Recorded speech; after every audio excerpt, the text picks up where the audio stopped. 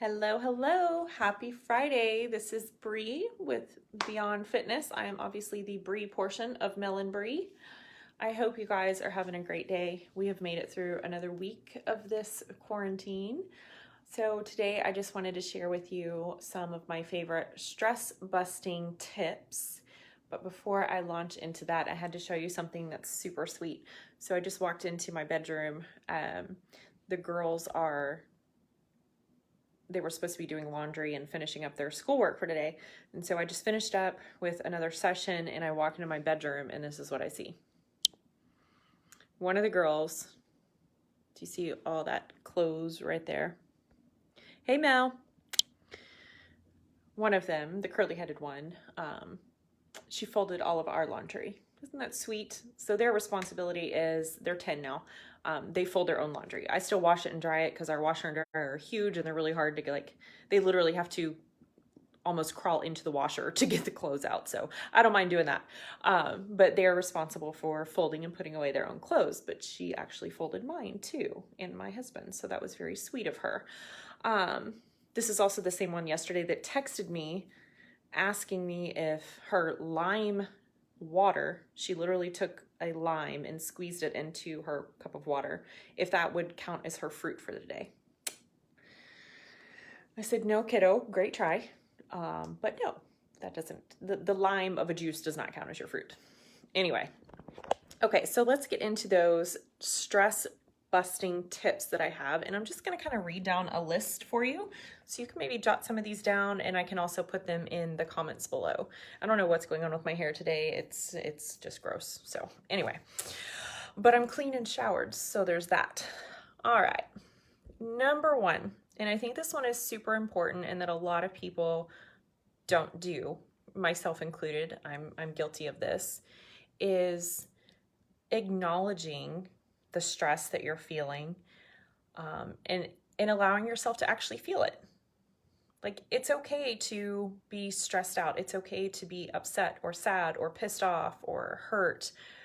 So many of us, and like I said, I'm really guilty of this. It's like, this is going wrong, but somebody else has it so much worse. I'm so blessed. I'm so thankful. And I am all of those things, but it also diminishes the trouble that you are going through. So it's okay to acknowledge that. And I'm a firm believer. I tell my clients, actually I'm gonna sit on the floor so this fan gets out of my head.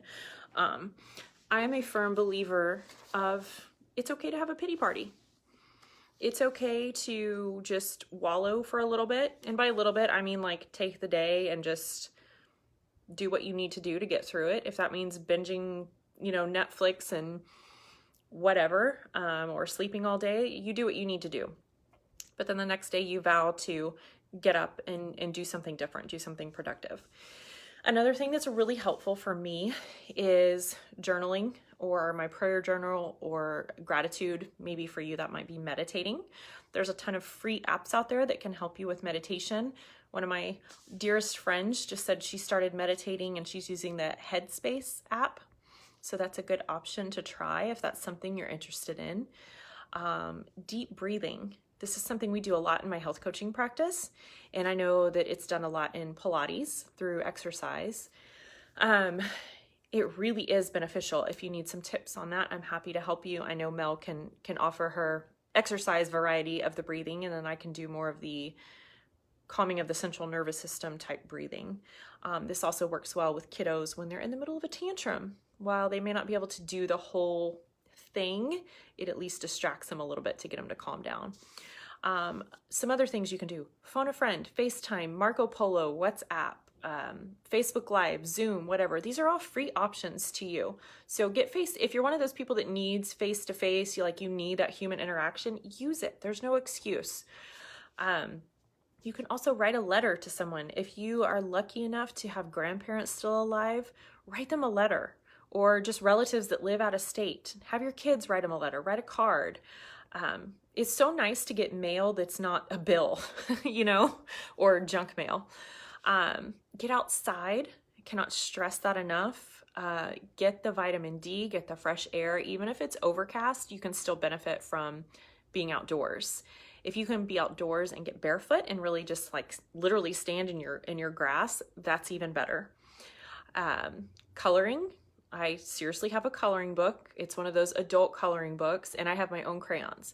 I do not share my crayons or my markers or anything with my children because I like pointy, sharpened crayons, and they don't have pointy, sharpened crayons. It makes all the difference. So they know, like, don't touch mommy's crayons. Like, I'm not even joking about that. Exercise, duh. We all know the benefits of exercise, right?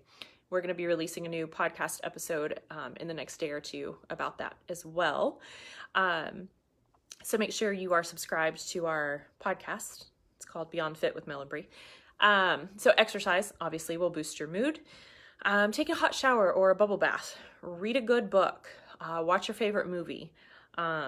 Do something creative. Like, when was the last time you did something you enjoyed? Is it crafting? Is it, reading, writing, organizing something? Like, for me, I'm not creative at all. I'm not artsy or craftsy. So my thing is to go and clean and organize something. That makes me feel better. I feel more centered. I feel calm when things are neat and orderly. So if I can go like rearrange a drawer or put fresh contact paper in, or, something like that, like, I feel a lot better.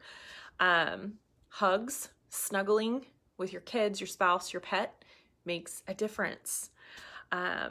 Doing something kind for somebody else always lifts your spirits, right? I mean, you're doing it for them, but you can't help but be uplifted when you know they are as well. Eating well, focusing on your nutrition when you're really stressed out. I know that's hard to do, and I know that we're all eating more than we probably normally would, or eating, snacking more throughout the day. Like, I am too. I'm human. I get it. But remember, if you don't buy the crap, you can't eat the crap, or you at least have to drive to go get the crap. So quit buying it. That helps. But focus on having nutritious snacks in your house. So at least you're getting, if you are going to be snacking, it's on something that's nourishing your body, right? Because the more processed and crap that you eat, it's just going to make you want more processed crap. So if you can cut back on that, obviously. Sleep. Prioritize your sleep. I did a video on ways to help you sleep earlier this week. Implement those. See if it makes a difference for you. Give yourself grace.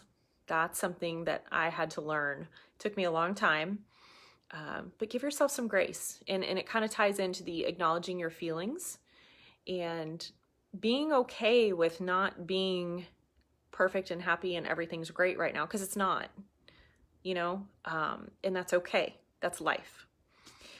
Let's see, focus on what you can control. So this one kind of goes hand in hand with watching the news. I'm one of those people, I don't ever turn the news on, ever, at all.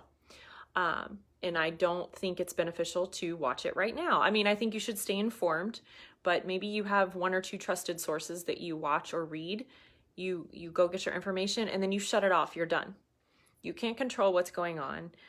So focus on what you can control: your exercise, your sleep, your nutrition, house projects, your kids, whatever that looks like. Just, there is still so much you can control right now. So instead of focusing on all the things that are going wrong, just do what you can do.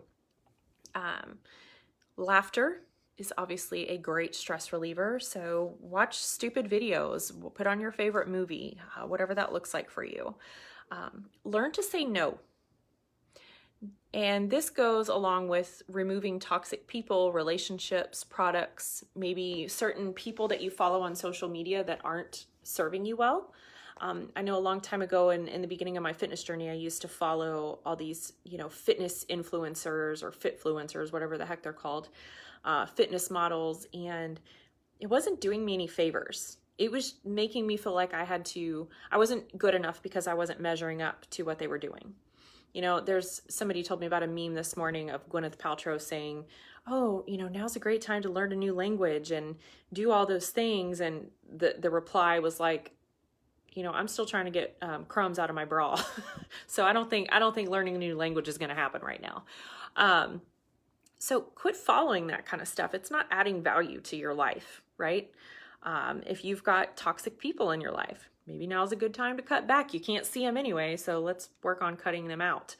For the females, put some makeup on, get dressed. if you're just totally bumming around the house, like I'm still seeing clients virtually, so I put a face on and get dressed every day, and so it's not out of the norm for me. But if you found yourself, you know, working a 9 to 5 and now you're at home all day long and you don't get out of your pajamas and you barely like take a shower, put some makeup on, do your hair. You'll feel better, even if it's just temporary. I think that's about it. So again, I think just the biggest things are focusing on what you can control, and finding things that calm you down.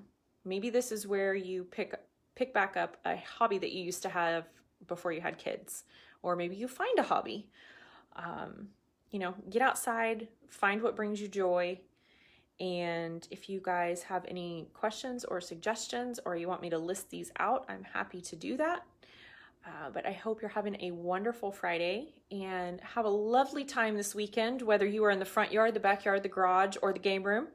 Enjoy yourself, make the most of it, and we will catch you later.